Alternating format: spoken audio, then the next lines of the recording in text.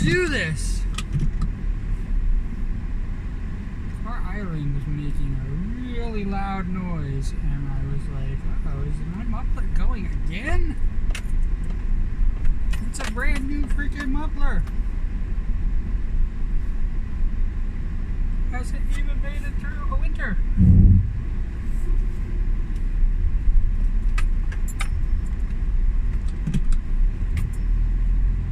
Actually, I should say I never drove anywhere during the winter that wasn't close to my house. We had a few snow days. Where are we at? Oh, 900. I got 900 slimes done. I'm in the last 100.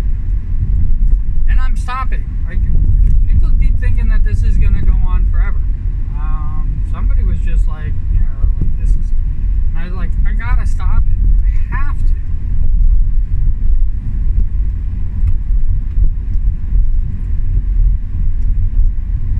It was crazy. It was crazy of me to do the 1,000. It was. It has consumed a lot of what I was doing.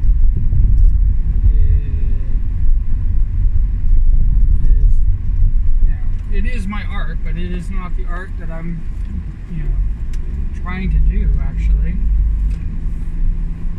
And I think that I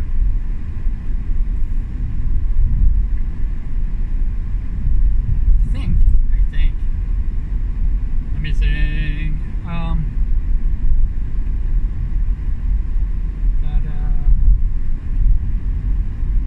It's actually hindering. Yeah, it's stunting. Stunting is probably the better word. It's stunting my digital art.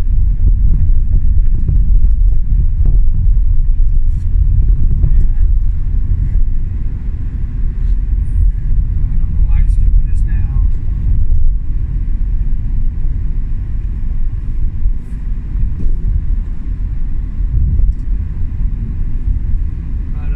Stunting my digital art. Every bump moves just a slight bit. Yeah, stunting my digital art, you know, ability, I should say. I am about to embark on a completely different style, if you will. It's really closer to my own practical style or non-digital style, and I'm going to try to learn how to do that digital.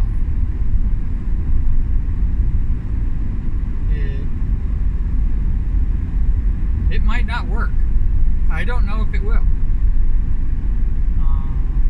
I've already had people telling me that the AI is already taking over and it's doing better. And you know what? If the AI is better artists than we are, if the AI is more creative than we are, then maybe the AI should take over.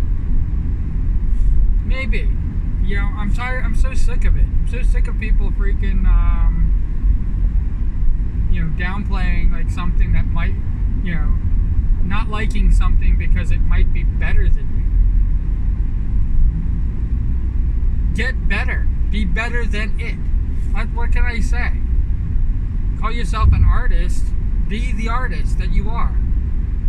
Nobody can copy your style. Nobody can copy what you do. I feel sorry for the person who takes my art and puts it in an AI and has the AI try to figure out how to meld that with all the other things that it's doing.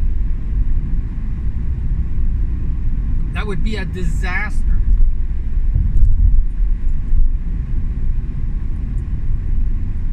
I've already watched people, you know, mess with the AI art and not get anything close to what they're looking for.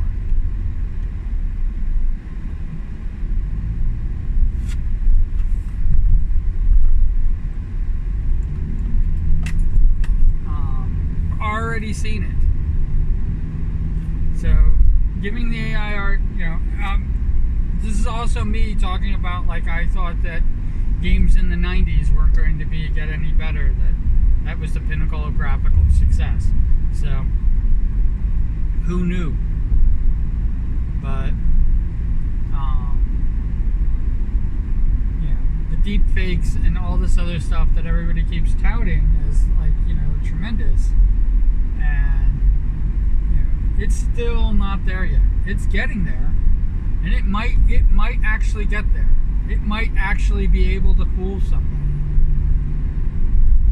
I mean, we are a country full of fucking idiots. 174 million people voted to end this country. I mean, what can you say about that?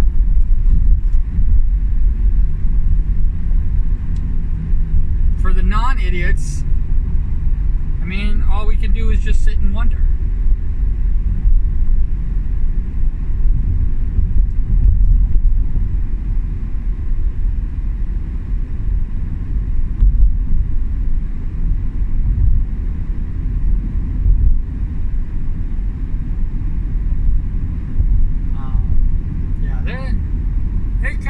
I have to admit, it kind of freaking pisses me off.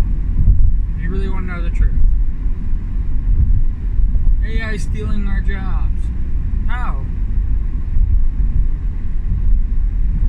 I hate to say it, I've watched a lot of artists, decent people who draw, fall into that trap of trying to be like everybody else.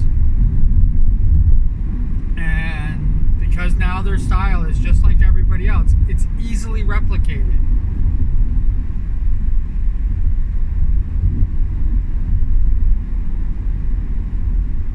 Your art's not being stolen just by AI. Your art is being stolen by everybody else. And because somebody has a hand in it, can you claim that?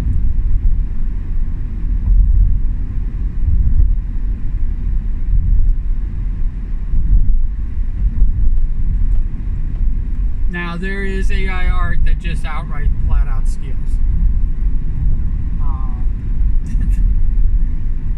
It doesn't create new, it just copies. That's different.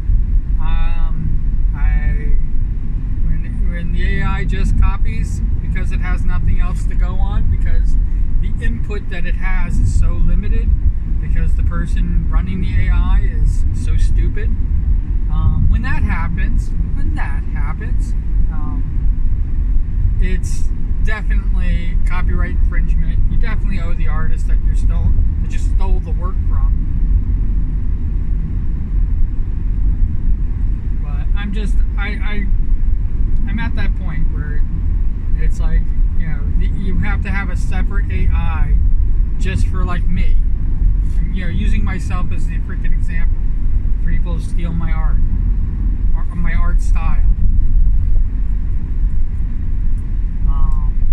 This is what the freaking class was about this is what it was about. My style, if you can call it that, changes. It is very distinctive, almost to a flaw. I do things that people want.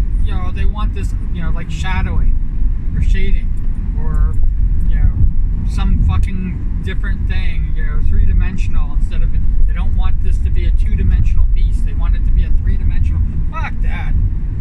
So I don't feel like it.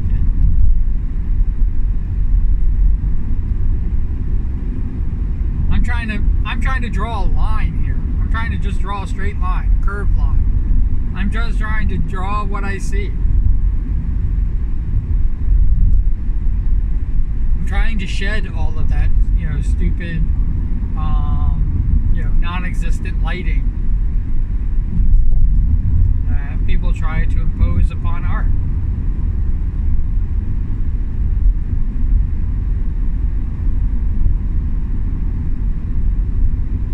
And I'm guilty of that, just so you know. I'm 100% guilty of that as well. When I used to do storyboards, I used to put shading. Everything was shading. I wanted depth.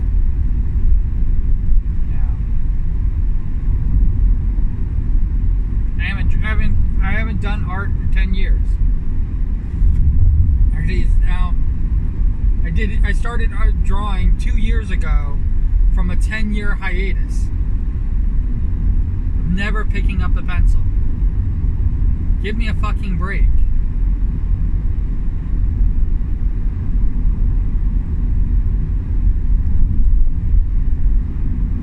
You see commissions open? No.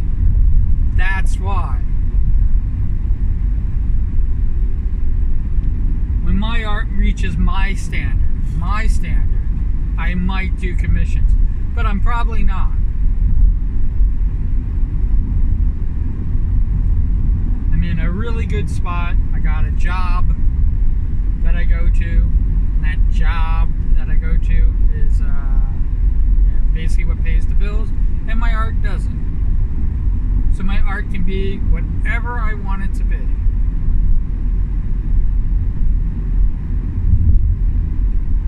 The only downside is that I'm limited by my time.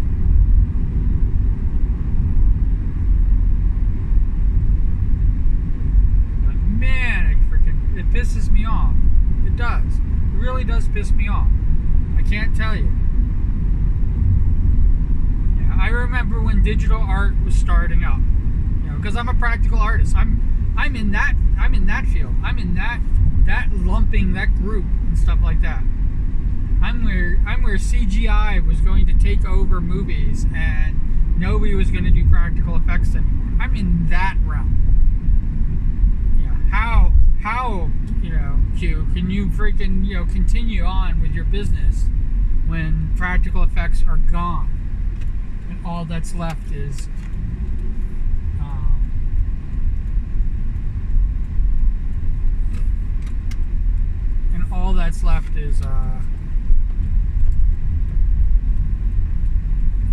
digital, or everything's done digitally now. Well, you know what? The digital work is still fucking more expensive. The digital work still requires so much manpower and so much oversight, and so much this. When somebody could have just done it practically, you could hire one practical artist to go in there, and if they have any modicum of talent, they can do it faster, they can do it better, and because it's practical, people can use it. And I know they've gone, here it is, and they talk about like they've gone away from the tennis ball on a stick. Well, you know what happens when they've gone away from the tennis ball on the stick? Somebody's got to make that prop. Somebody's got to do that art that you see.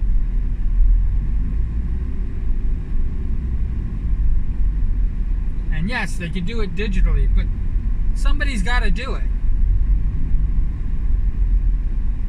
Somebody's got to have practical stuff still on set. Practical props in people's hands.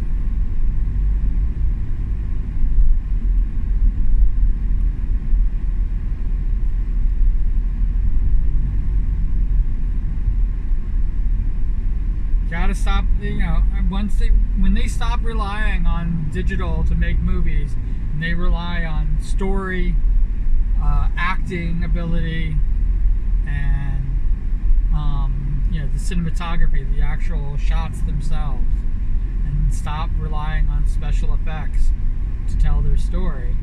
I mean, the world will open up again to them.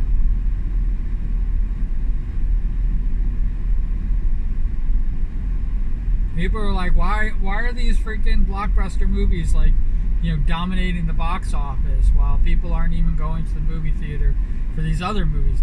And it's like going, well, because those really aren't built for the movie theater anymore.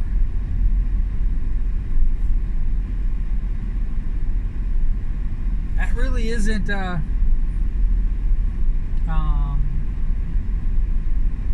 what people are looking for when they go to a movie theater to see a show. And the problem is that those special effects, those $500 million movies that they're producing now, are barely making a profit, even when they make almost half, even though when they make $500 million, because they spent more than that to make it. People got to figure out how to make the spectacle again without the cost. You got to figure out how to do things cheaply. And every great movie,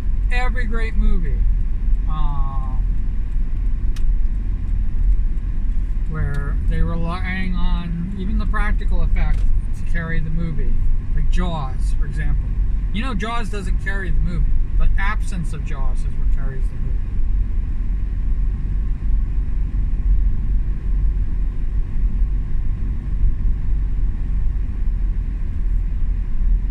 That's the stuff that I want to be back doing. But yeah, when they told me that, oh, your business is going, it's like going, no, I have to evolve. Evolve or die. And my problem is that I was relying on certain factions, certain people, to get me through a difficult time, and they dropped the ball.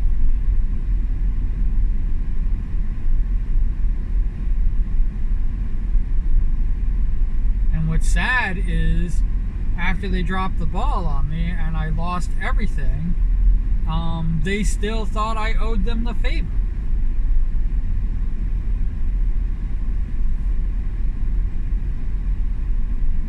They called in their marker on me. It's like, dude, you had to save my business in order for that to happen.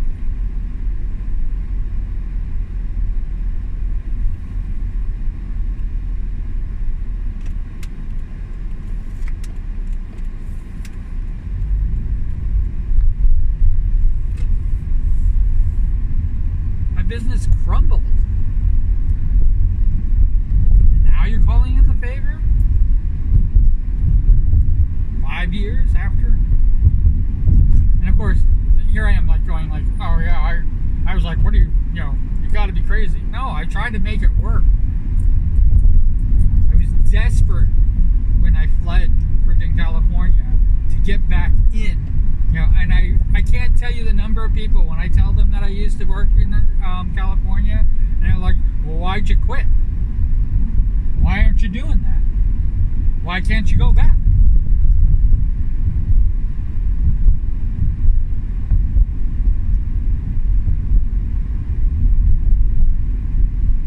I gave up an East Coast business in order to go to California.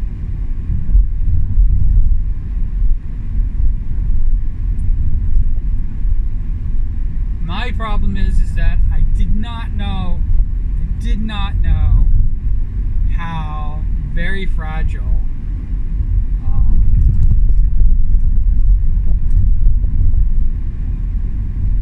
I have no idea how fragile my business was, how easily it could have all come down, because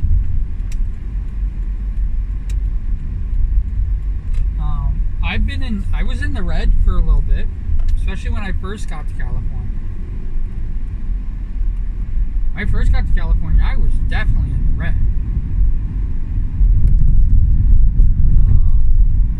It was actually kind of scary, but I had faith that my business would flourish. That I could rely a little bit on the money that I had earned from my East Coast business of the same name. Just so you know, I just transferred to the States. I was supposed to have an East Coast and a West Coast business, but my partner at the time decided to come out to California with me instead of keep the business going here on the East Coast. So I basically sold everything that I was doing to a pretty crappy ass other business, which was probably very stupid of me, because I think think that was the beginning of the terror in my reputation. I should have just left them all high and dry and said, oh, I can no longer do this. You're going to have to find somebody else, and I have no recommendations. But I gave that away for free, and they dropped the ball. The people I gave it away to basically gave my business away. Came out to California with money that I had earned and was just hemorrhaging money. And I had to do all the work.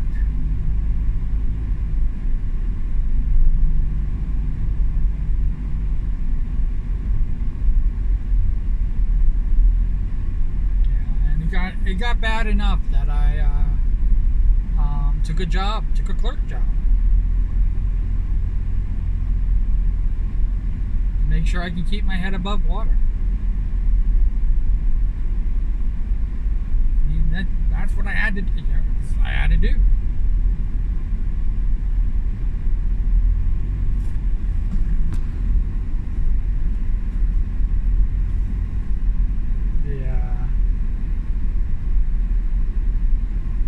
So I took the clerk job, and it was like the best job that I ever had. Also, full disclosure, I kind of didn't give a shit, which I think also made it go a little bit better. I mean, I cared about the customers, I cared about what I was selling and everything like that, but I was like, I could leave this job tomorrow. There's nothing holding me here.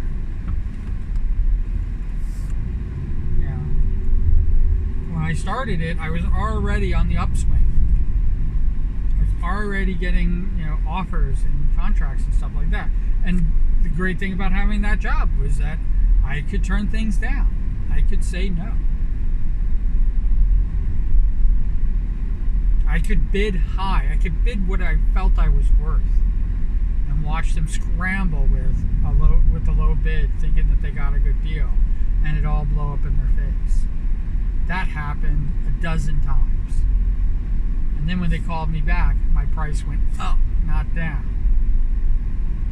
Because I had to clean up the mess that somebody else made, and then I had to basically start over from scratch, and with less time.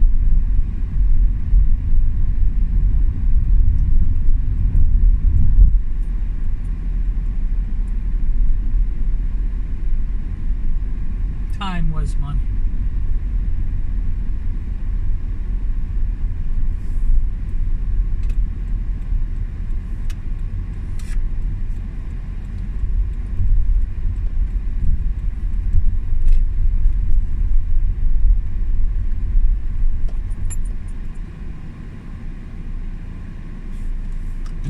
Alright.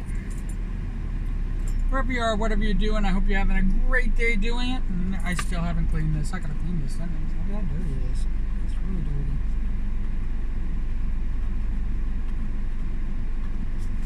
Maybe I'll do that today. But I hope you're having a great time doing it. I hope that everything is going great to you. And if you haven't, give me an OC, a real picture, even something. Let me turn you into a slime. There is only 100 spots left, and I already have 100 OCs to use, so it's going to go quick.